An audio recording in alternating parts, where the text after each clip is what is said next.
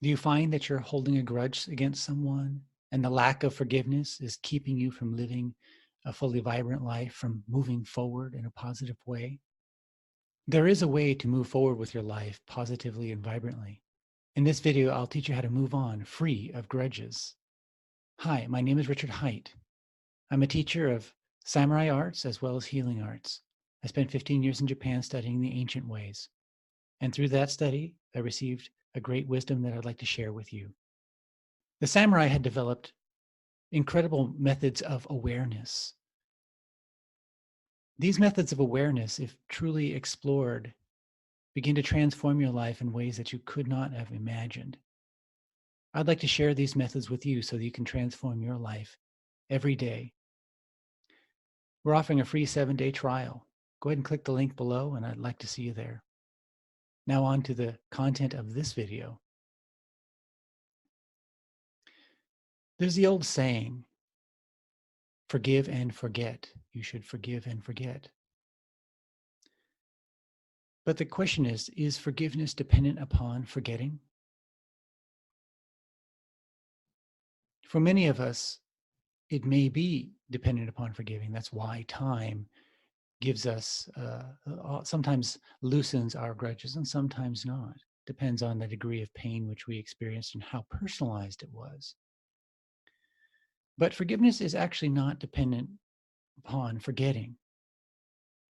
What I mean by that is, as our perspective rises, as we get a broader perspective, a less personal perspective, quite naturally, the grudges start to slip away. Now, most people don't ever have that. And so all they have available to them is essentially forgetting. Now, it is said that some people can forget but not forgive. I would suggest that that's not true. They may have forgotten the specifics of the situation for which they're not forgiving, but they haven't forgotten the grudge, which means they've maintained the memory of the pain. They've maintained the memory of distrust. They've maintained the memory of the skeptic's eye. And only when those things are forgotten for such individuals will the forgiveness occur, which essentially means amnesia. If you were to suddenly wipe your memory, you would hold no grudges against anyone because you would have nothing to tether the negative energy against. To tether it to, sorry. And of course, if we had amnesia, we wouldn't be able to function in the world. So for those who are walking the awakening path, the positive way forward is a shift in perspective. The shift in perspective from the narrow, selfish point of view, a personal point of view, to a broader perspective, one that is meaningful and vibrant and expansive. It's almost a maturation in a sense. What do I mean by maturation? An adult doesn't get caught up in a mature adult. There are plenty of adults who do get caught up in the turmoil of their children, but a mature adult doesn't get caught up in the turmoil of their 2-year-old child crying. Instead, they understand what the child is going through because they've been through it. They're compassionate about it, but they're not themselves caught up in it. Spiritual awakening process is similar. Forgiveness is similar. We're aware of what occurred, but we're no longer personally caught up in it. We no longer hold a grudge. It doesn't mean we don't remember, nor does it mean that we will reconcile with the individual. And this is the key point. It's essential to separate the meaning of forgiveness from reconciliation. To forgive means to no longer hold a grudge against somebody. A grudge is an emotionally negative content.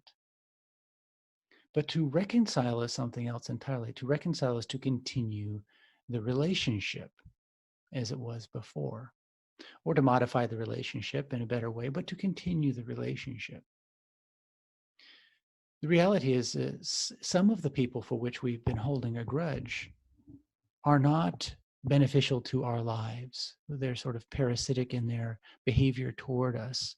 And so to reconcile with that person assuming that they were not willing to change or did not legitimately change, would be abusive towards one's own body, and of course towards one's family, towards the world ultimately, because that person is going to sap your energy and prevent you from being of service to the world.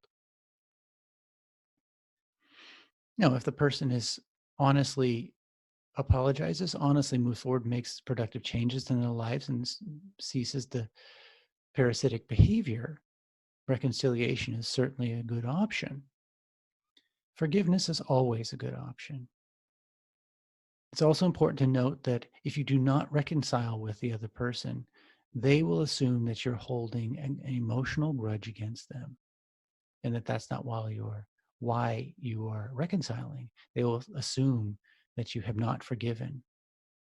And it's because, of course, people don't know the difference between forgiveness and reconciliation. It's all right to let them assume that. There's no need to explain yourself or to justify. Those people who sincerely wish to reconcile will make positive changes in their lives. You can see that if you choose, and reconcile if you choose. There's no obligation on this front. So the key points of this video are the difference between forgetting, which isn't actually forgiveness, you've just forgotten, right? It's like getting amnesia. You hit over the head and you forgot who the person was that was misbehaving towards you, but you also forgot the people that you loved. That's not really forgiveness. Or maybe the memory decays to the point where it no longer has the sharpness that it had before, and therefore the emotionality behind it is also somewhat decayed, and there is forgiveness. But that's actually not true forgiveness, because there wasn't any insight in there. It wasn't consciousness. There was not awareness. True forgiveness is when our perspective expands beyond the personal, so that we see that the grudge has become a toxin in our own bodies, and it's no longer helpful, and we stop, in a way, cursing the individual. We stop directing negative energies toward them. We stop directing our energies toward them entirely. Maybe we might wish them positive things. That's great to hope them the best in their lives. But essentially, it's clarity. That's the key point for forgiveness. The other important takeaway is to differentiate forgiveness from reconciliation. The two are not the same. Forgiveness is just removing the negative emotional content from whoever it is that we were previously had a grudge toward. Reconciliation is the maintenance of the relationship, or the return to the relationship. Many people reconcile without forgiving, and therein is a great toxicity. Forgive, observe. If the individual apologizes and changes their behavior, consider reconciliation. But to reconcile without forgiveness is eventually going to be a disaster. The issue will reemerge. And with that, we'll close the video. And I just want to remind you of the free 7-day trial of Total Embodiment Meditation. This form of meditation will create a great clarity in your life. We practice it every day, just 15 minutes, but that 15 minutes is tremendous. It will start your day right, and you will notice the change very rapidly. Hope to see you there.